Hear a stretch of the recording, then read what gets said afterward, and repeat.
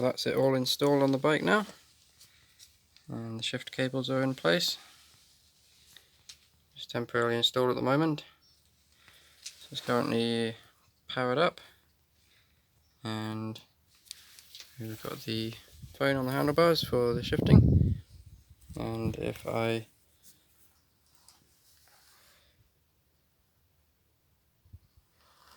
press the buttons on there,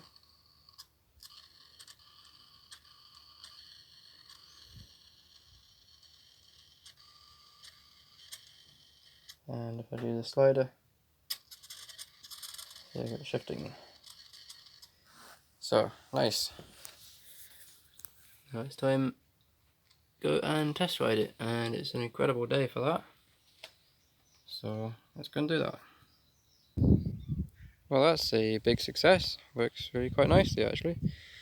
Although the phone screen is a little bit frustrating to use, especially on bumpy roads, it is possible to continually shift with the slider, assuming that the bike isn't shaking around too much. The buttons also work, although I don't know why I went for 3 degrees, because I'm using 150 degrees of the servo's rotation, and so that effectively means it's like having a 50 speed hub.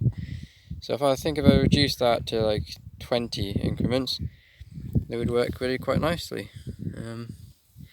But I think it's time to stop messing around with wireless phone control and to get on with making this automatic and get the reed switches installed. So I'm going to carry on back home from the beach, test riding it. It's been an incredible day here.